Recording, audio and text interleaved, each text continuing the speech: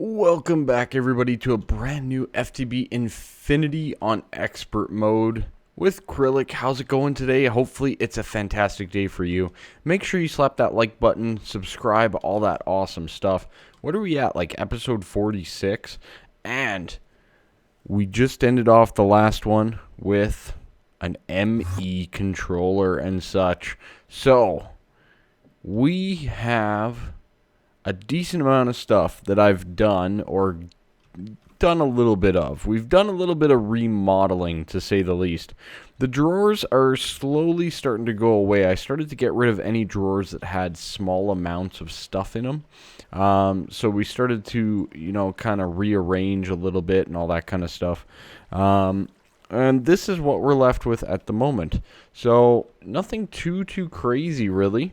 I've added a few more into the bigger drawers, if they deserve a bigger drawer type thing, like the nether quartz. And from over here, I've moved some of these guys, like the nether quartz and the nether rack and all that kind of stuff, into our system over here. Okay, now these guys down here we have to leave because that's our connection in the corner to this as well. So that's a thing. There's a silly little skeleton right over here. It's messing up my video. Alright, good. Yeah, so we got most of that stuff good to go. One of the things that I did, and you'll see it here, we have the barrel for potatoes. And the poisonous potatoes that was actually down in the basement there in the processing area, removed. And down in this area, you can see that I have a wall of lasers. Yes, indeed. I've moved all of our lasers down here as well. So up in the machine room, we're completely bare in this corner, basically. No more lasers. And we're good to go on that front as well. There's lots here. Let's just put it that way. All right. Loads of stuff. As you can see, lots of machines have disappeared. Our walls are starting to come back to normal a little bit. And our ME system is chock full of items. And we're getting more and more items as we go. So let me explain all this first and foremost. We have storage buses on these for our potato farm, which is now over at the greenhouse. I've added in this system. And equally with the systems here, I want to show you guys. That's a bad spot to go in. Right here is good. We have set up the piping for some sludge. We have the ender chest and our dimensional transceiver there, okay? So that is supplying our entire, both harvesters ready to go. This is the potato and, of course, the one we set up before. One other thing that we've done that's pretty darn nice is we've set up a sludge boiler. Yes. So deep behind here, there is a sludge boiler. And you can see that some of the resources are starting to trickle in. So we're starting to see things, a little bit interesting. We don't have any mycelium, but we're getting a little bit of clay. We're going to be getting some sand. What else do we get from that thing? We get a ton of different stuff. I don't even remember what they are, what all you get. I know you get both dirts. And there's lots of stuff that you get anyways from the sludge boiler. So we might as well use it and take advantage of it. Alright. Okay, and then on this side we have an export bus with fuzzy and capacity cards and acceleration cards now to delete all of the durability items that we are getting from the mob farm, which is still coming up through here. On here we have an import bus with 4 acceleration cards to get it into the ME system and storage drawers as fast as possible. Alright, good stuff. That's the bulk of it. Now, I did clear out a little bit of room down in the basement here. I wanted to have some room just a little bit more spread out and all that kind of stuff. I detangled some of the wires, all that. We have a decent amount of auto crafting, if you know what I mean. There's a decent amount there. And I've kind of been working on this guy as well, the auto processing of our systems. So as you can see, we are out of lapis lazuli dust because I've been automating our coolant cells, and that is done quite simply with a mini chest. Again, provider pipe, all that kind of stuff. Provider pipe on the barrel, provider pipe on this wood here to go to the sawmill. And we've just kind of incorporated a logistics EU power provider as well into this system here, into our fluid solid canning machine. So this canning machine will be specifically forever set to this mode to get IC2 coolant. Okay, pretty straightforward. We can use the same water and all that as well, which is nice. Our biomass production's fine. No big deal at all, really. What do you mean no power? What do you mean no power? There's power. Uh-oh. Did I break my other thing? I may have. I'll have to look at that. That is strange. We can do that. We can actually look at it with one of these logistics pipe controllers. And this guy here, you can kind of analyze. So that's got power transport. That doesn't. That might have to have power transport. Okay. I might need another power transport. Power transport card. Boom. Glowstone. That is actually one of our biggest hiccups at this point in time, is glowstone, of all things. Okay, we'll get those. Maybe this will fix it. Go down to the processing and install. There we go. I fixed it. That was exactly the problem. Okay, so those guys have power again. We're good to go. We'll be making more biomass, etc.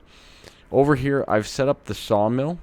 It is going to basically be sawing up sawmill stuff. Just saying. It's kind of capped a little bit by the sawdust and stuff. I don't want to extract too fast out of there anyways. So that's perfect, just the way it is. I like it. Because up here we're going to run into storage issues anyways. Alright? And I don't want it to get deleted or like fill up in the system and all that kind of stuff. Okay? Now, what else has been done? You'll see here that I have prepared magma crucibles and fluid transposers to match the ones that were over here. There's a reason that I'm doing this, and that reason being is I want to move all of these into the processing room and basically automate them as well. So what I'm thinking we'll do, let's just... do we want to do it right here? No, not really. Maybe we should do it right up here. We could probably get away with doing it up there. Setting up the machines. Yeah, let's do that. Okay. So each one, we're going to have a magma crucible on top.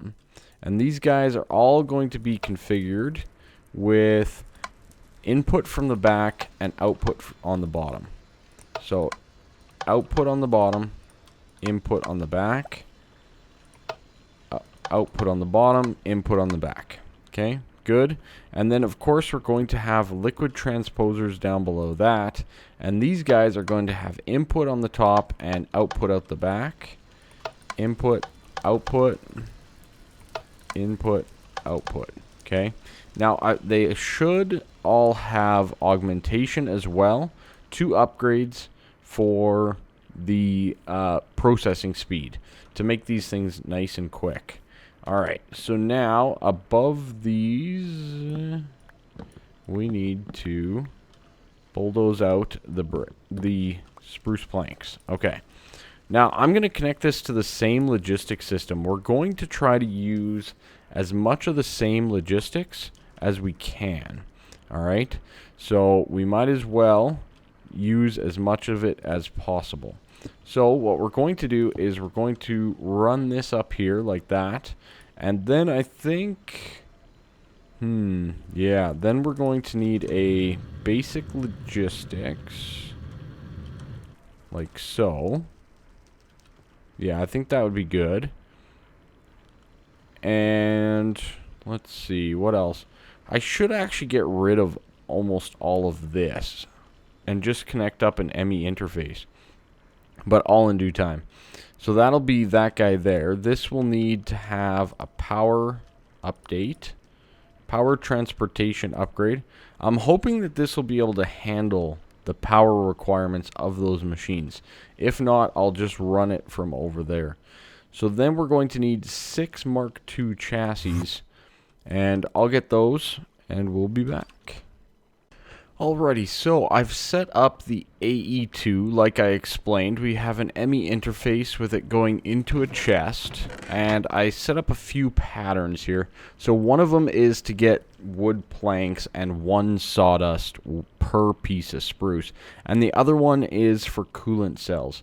So basically we can now store everything up in our AE system and have it routed through basically when I ask it to. So let me demonstrate here with a few planks. I tell you, my FPS is brutal while recording at the moment. I do not know why. So up to the storage, and when we need some planks, for example, boom, and we can say 6 planks, for example. 1 spruce wood will be 6 planks, which is 1 sawdust. We can hit start, and what will happen is it should send the 1 spruce wood right to here. It's probably already pulled, yeah, and it's in the sawmill. It's already processed in the sawmill. Those 6 spruce wood planks now get back into the system via the ender chest. Pretty straightforward, nothing too crazy there. I did run some dense cabling. We're at 5 of 32 off this one section, for example. You know, it's just one of those things. I'm going to continually probably do more and more of that type of stuff, but you know, it's one of those things. And then the other one that we want to do is for our magma crucibles up there. We need ender pearls, redstone, and glowstone. So what I think we should do, how do we want to do this? I want it to basically automatically always come out. So I guess if we were to actually connect a provider pipe right up to the ME interface, yeah, I think that'll do it. Okay, so if we do a provider pipe, just like before, right up to the ME interface with, you know, a little bit of this and that, we should be able to then customize these items to automatically get pulled out. So we put the provider pipe there. We will customize this to be that, that, and that. So it should automatically pull all of those items. We will need to change this to a basic just because it's another connection here. There's an angle. And then we can do this. I probably need to use a sandstone pipe. Sandstone. That way it doesn't connect to any other inventories while it's down there. So this guy will then go like that. Good. Okay, so this should provide redstone, ender pearls, glowstone, all that kind of stuff up to our magma crucibles. And those guys should be working. They are. Look at that. Okay, so that should basically continually work and fill up over time. Now, I have this portable tank in each one of these at the moment. I would prefer not to. Just saying. Let's just pull them out, because what I want to have is I want to have each of these always full. And then you'll have the crucible beside it as backup. And then basically if I need to fill them up or anything like that, we can do so at that time. Alright. In the meantime, I need more glowstone as well. So that worked perfectly. The next step will be setting up auto crafting with the provider to set up the needs to get more you know, to like get things done. So things like energy conduits, getting them filled up with redstone and all that kind of stuff are some of the stuff that I want to automate. This is how I get glowstone at the moment, by the way, in case you're wondering. There we go, and good. That should give us enough now. Storage. Okay, alright. So now, the next step that we want to work on is we want to get some energy conduits. So, if, for example, we do this guy right here, this will make us 6 of those. That's good. We can leave those in there. And what we're going to do is we're going to stay on a processing pattern. And we will do one of those equals one of those. Alright? So one of the empty equals one of the ones with the full. Alright? Now we're going to take this pattern down to here. And we will put it in this ME interface. This same interface. There is so many things going on right now. Okay. Okay. Can we do like partial? Partial? Is that a little bit better? How about full? Does full work? Full. Full. Okay. There we go. A little bit less craziness. Alright. So now, by theory, we need to set up that this guy right here with an active supplier will accept that energy conduit. Alright, so now we can go into here and we can get everything that we need for that. Let's get our supplier. Let's make it active. Like so. And then we need an extractor as well. An advanced extractor module. Perfect. So on the redstone guy here, I want to... Oh, come on. Don't be fussy. So on this guy here, what we want to do is we want to set up the supplier. This guy is going to be partial. And we want to set up the extractor, not with those. That's for sure. We want to set it up with an empty energy conduit, right? Because that's the guy that we are requesting to that specific place. So, right up here, we will do this. The extractor... Oh, no, sorry. The extractor will be a full one. My apologies. Okay, so the extractor will be a full energy conduit. Let's just take down both for right now while we're down here. Okay, so the supplier will be an empty one like that, and the extractor will be a full one. Okay, so now we should be set up to automatically craft up some energy conduits. So let's go energy conduit. I guess we actually need to craft. Let's craft 6 of them because I know we have the 6 available. Boom. Okay, is this going to work? Is this going to do what we need it to do? We need this to be like that, don't we? Yeah, there's one. Okay. So, partial might not be the choice here. Let's switch that to full so that we can get all of them in there. Boom. Okay, there's one. And it's going to pull it out. So it'll continually just do that over and over again as much as we need it.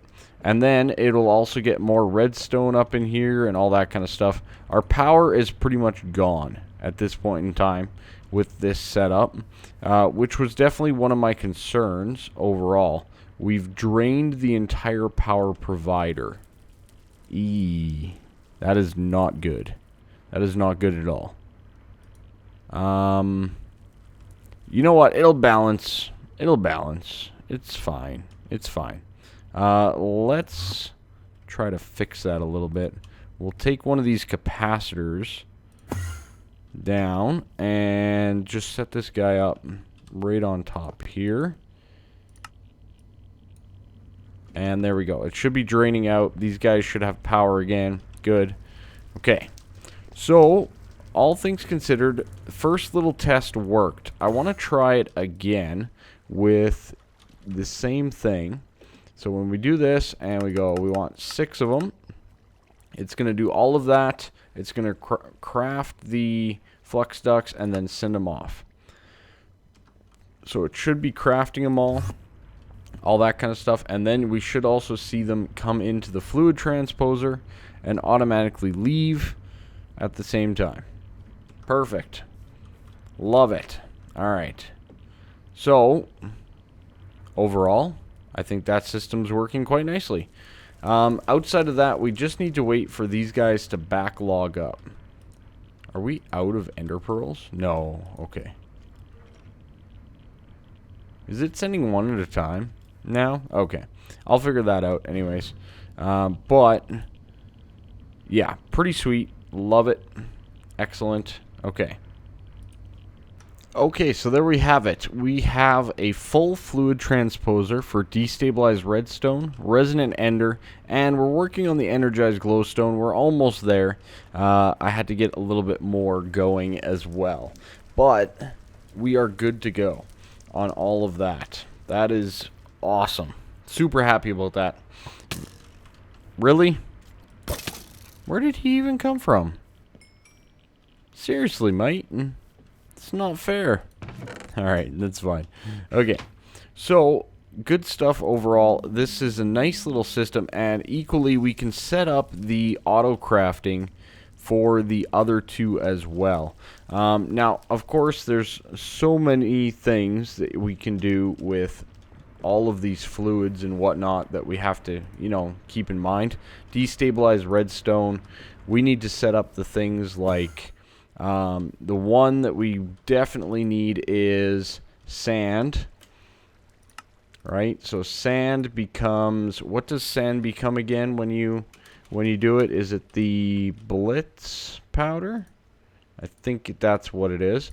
So that becomes blitz powder. Another one is the snowball becomes the what is it called? It's the blue one. Dang it, I can't remember what it's called. It's for the gelid cryotheum. Blizz powder. Oh, and we don't even have any. Okay, that's fine. Snowball, please. Thank you. So, again, as we're setting these guys up, we can now add this one. So, 1 sand equals 1 blitz powder. And we can set that up as well up there. So, let's get one of these.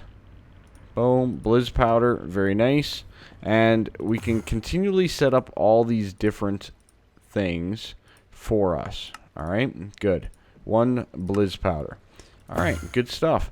So now we're getting into the auto crafting portion of all of this stuff. Apparently, that's drained that entire capacitor. Well then, if you don't say so. That's fine. It's fine. Look at how much power we're producing. It's fine. It's fine, guys. Don't worry about it. Alright. And boom. Fixed it.